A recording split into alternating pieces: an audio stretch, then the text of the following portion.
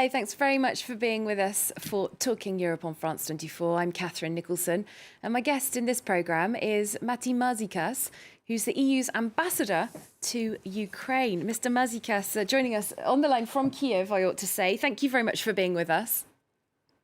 Thank you. So first question, you and your team returned to Kiev about 2 months ago. You left the city at the beginning of the war. Now, we know that Russian military attacks are continuing on parts of the Ukrainian capital and close to it. Just a quick question to start us off. How safe is it there right now, and what priorities are you and your team working on? We are, of course, taking all security precaution that is possible. Kiev is a capital of a country at war. And at the same time, in diplomacy, most of the value added comes from presence.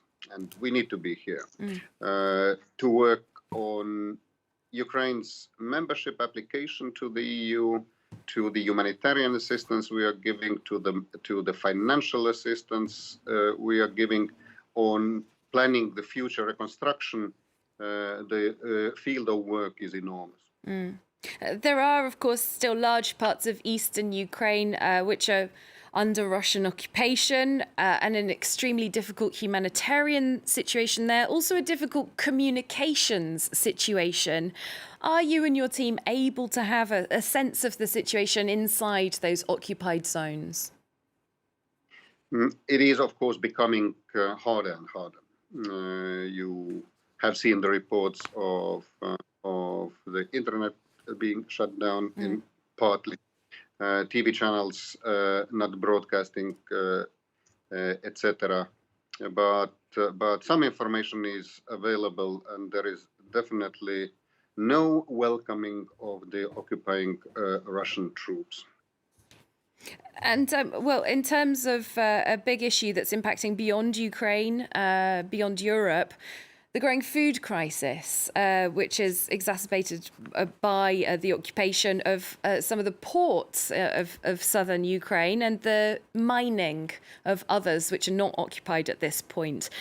So food and agricultural products like fertilizer not able to get out of Ukraine at this point. What solutions could there be at this point?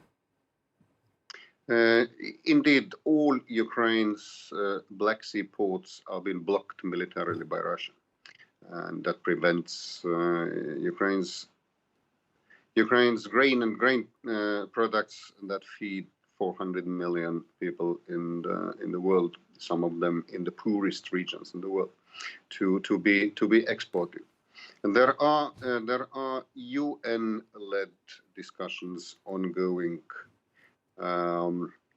No breakthrough has been achieved yet. Meanwhile, the European Commission has been working very hard in order to facilitate everything that is linked to land corridors, to facilitate the export of grain there. It cannot fully substitute the sea lines.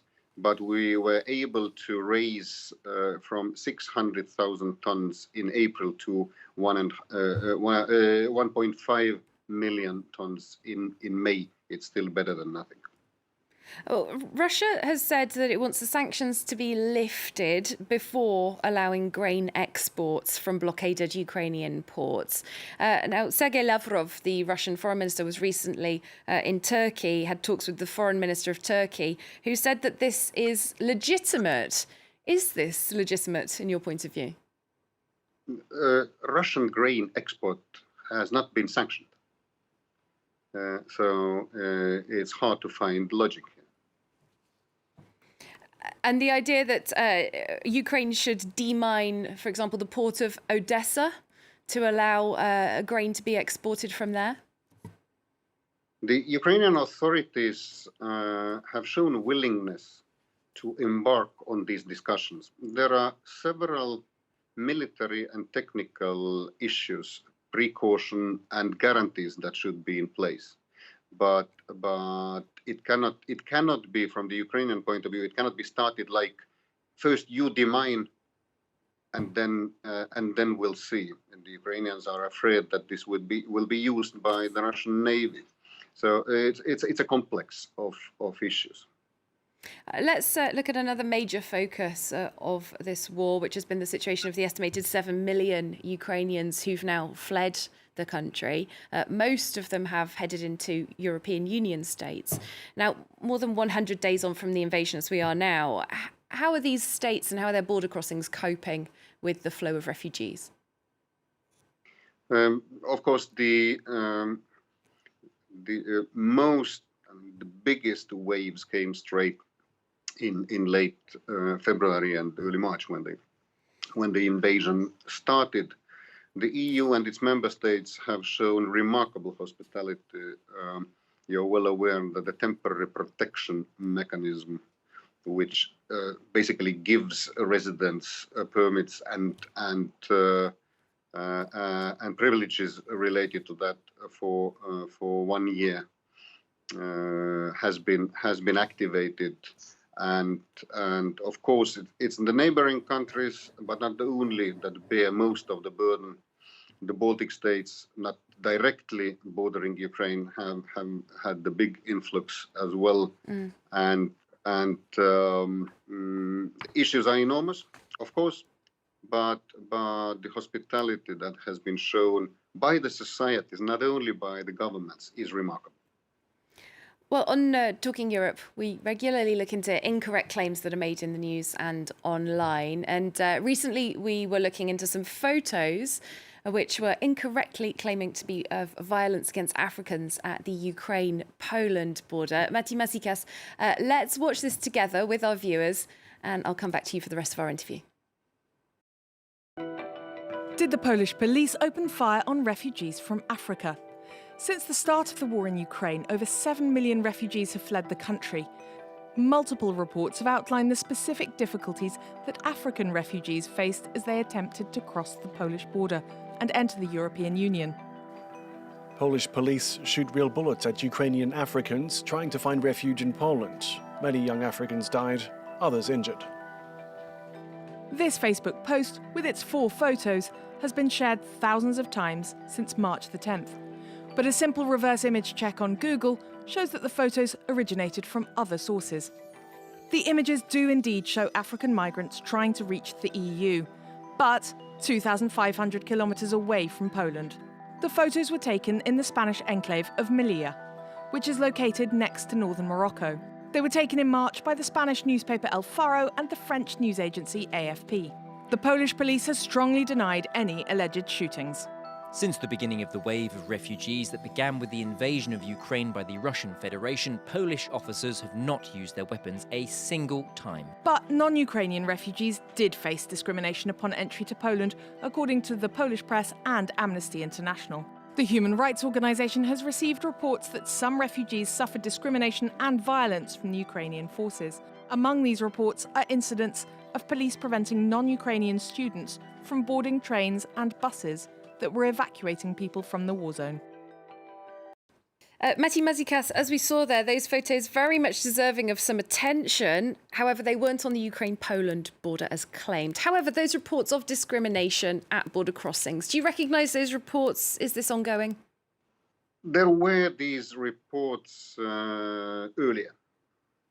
February, March. I haven't heard much lately. And it has been clarified. You see, the Ukrainian martial law forbids all men in the age between 18 and 60 from leaving the country.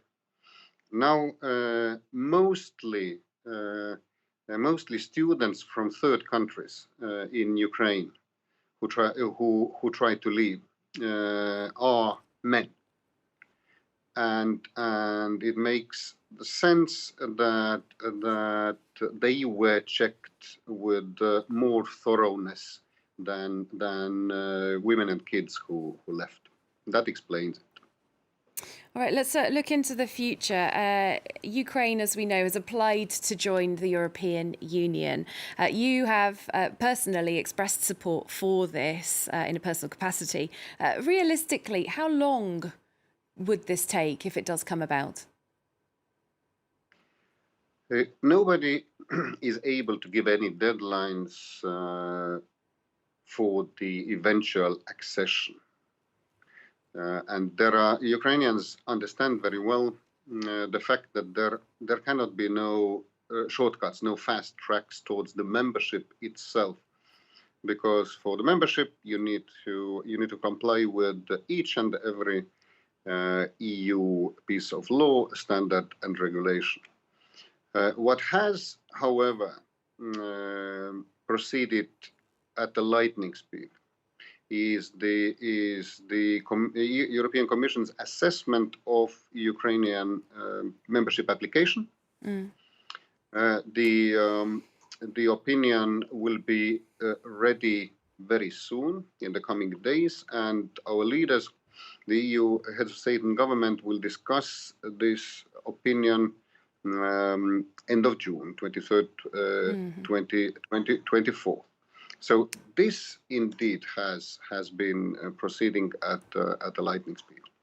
All right, and France 24 will be reporting at that EU summit on the 23rd, 24th of June, as you said. Ambassador Matti Maasikas, thank you very much for now for being our guest on Talking Europe, and hope to speak to you again in a few weeks' time when we've got more progress on that story. Thank you. Thank you very much. And thanks to you for being with us. See you very soon here on Talking Europe.